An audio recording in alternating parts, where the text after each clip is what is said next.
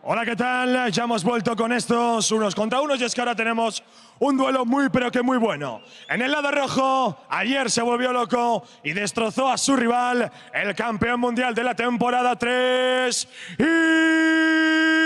Impact.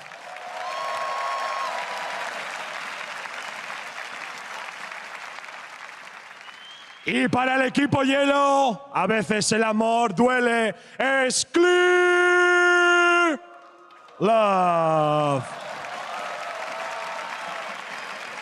Caballeros, tengan mucha suerte.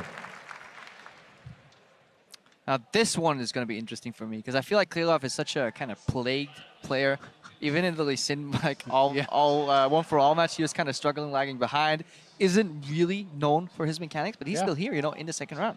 And he beat Bjergsen, right? Yep. Like, so this is out of all people, yeah. Yeah, it's something where these guys, even though there are differences, the differences are not big enough that if you make a mistake, the other person can't win, right? And Bjergsen did make that mistake. He capitalized on it, and going up against Impact on paper, that should be a lot easier than Bjergsen was. And it also kind of confirms there's this hypothesis that 1v1 is all about mechanics, but a single decision made at the right time will outweigh any mechanics to outplay it. You know, that is also why certain players that are seemingly weak are just much highly ranked in solo queue, for example, because if you know what to do, you can put your opponent in a position where no mechanics can get him out of that. Yeah, I actually think it's much more about intelligence within reason, right? If these two people, one person doesn't know how to click his buttons, obviously mechanics are going to matter, but I mean, within this realm of possibility, it's much more about intelligence. Do you have the right build, the right strategy? Do you know when you will win the fight? And a lot of times, these guys don't, right? They don't have the experience. They're just here having some fun. And other people are taking it super, super serious. You know, we know Reckless has been grinding 1v1s. He wants to win this. Yeah, and he has the training partner in Soas as well. Clearlove does a good thing here, though, banning the Yasuo. That is a super annoying champion to play if, like, that goes into the nitty-gritty of mechanics whenever you're playing with the Yasuo. Right now, they're hovering. Guys, remember, if you are just tuning in, there is a giant, massive screen next to these guys, so they can just glance up, see what the opponent actually has selected, and which runes and masteries he's running. They can also talk to each other in-game. Yeah, and some of these players will agree to just play a mirror matchup, and they can be pretty fun. Varus versus Varus could be kind of interesting. It could also probably just come down to CS. Can be boring. Yeah. They can't actually see runes and masteries. I'm wrong there, but they can see which summer spells rather that they're using. And Impact, to talk a little bit about how he played yesterday, he actually played against Mouse, and he was actually able to tower dive Illusion as the Olaf, take him out with last possible swing before he died to it, and oh boy. That'll be interesting. Urgot! I love Urgot, dude. I am so happy whenever an Urgot gets into the game. Takes me back to like the good old days. Champion is so fun to watch. However, I think we may have a similar conversation here about mana. Yeah. Run out of mana. Ziggs is so mana efficient when it comes to pushing.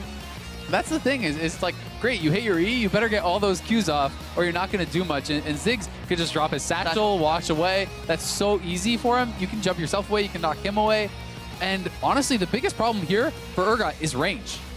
Like, Ziggs never has to get in range of you. So Ziggs can go for CS wins, he can poke you out, try to force you into bad trades, bad positions.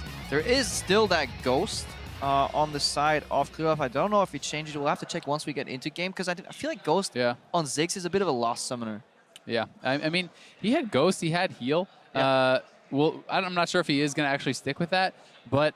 Because the range is pretty... Once the E is applied, say, like, when do you want to pop Ghost? Only when E is kind of applied already. You're not going to Ghost out of a flying E anyways. At that point, it might be wiser to just walk up to him and exhaust him. Yeah, I think, honestly, if he is going with those summoners, he's 100% just going for a CS win. Yeah. Like, he's basically just saying, I'm going to run away when you run towards me. I have heal to survive any all-in, and it is going to be exhaust barrier. So super defensive masteries makes more sense than the heal, I do think, and the Ghost. But still, I think it's the same principles that are going to apply here. I do think we're going to see Clearlove trying to stay back. And we were researching Clearlove's runes earlier already, and we looked at the pages like, what the hell is this going to be? It's ability power galore, 26 in total, flat armor, but then attack speed out of nowhere on like a mage. It actually shows you that he's like, he was ready for Ziggs. This is the champion that he wanted to play. This isn't no reactionary pick here. Now look at his match history as well. No Ziggs game either, so he was hiding this pick very, very well.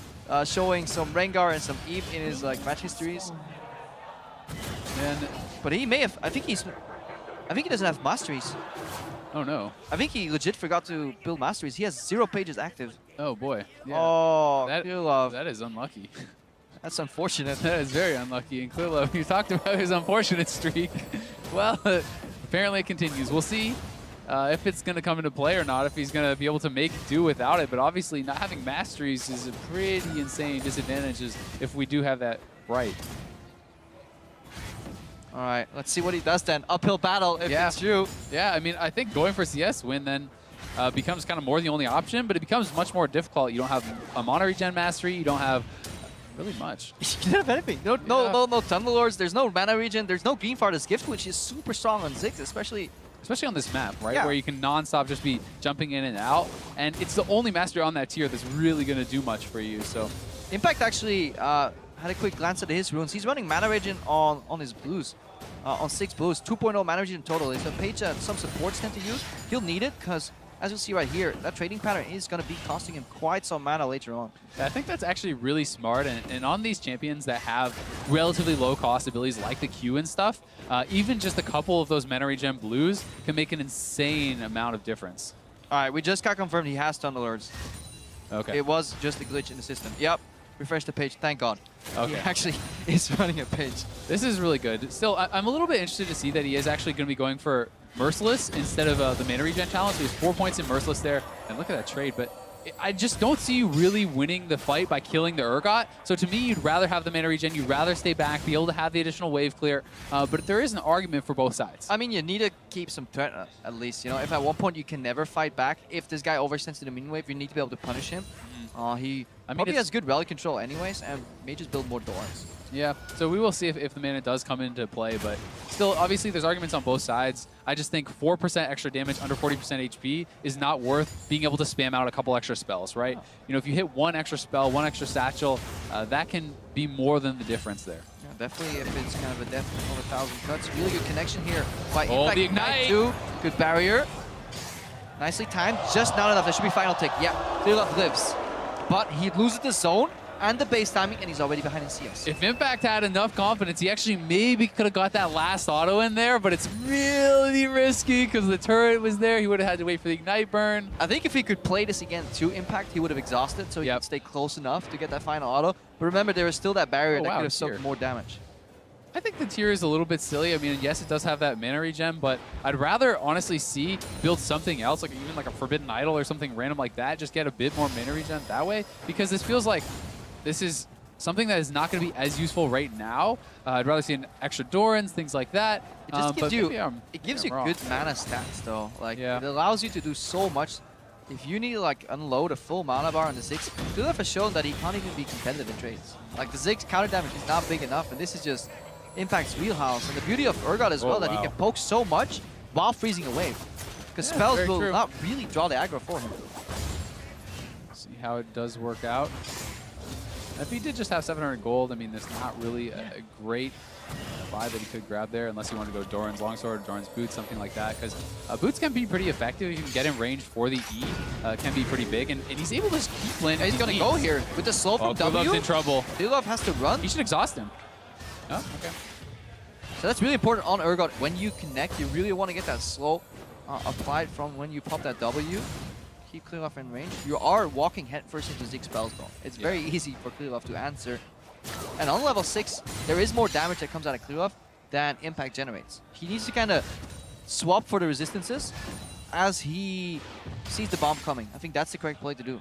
Yeah, I mean, the thing is, with that ultimate, it's flat damage reduction now. You know, it's a percentage damage reduction. That on top of the exhaust is going to nullify so much of the damage. And we have seen, it seems like, oh, this would never happen, but you could swap them into the turret. We've seen things like in the Smeb game, right, where we saw a pull onto the turret, end a game. The same thing can happen here if Clearlove kind of slips up even for a little bit, or even if you can swap him into a cannon wave of yours, for example, and make him fight you there.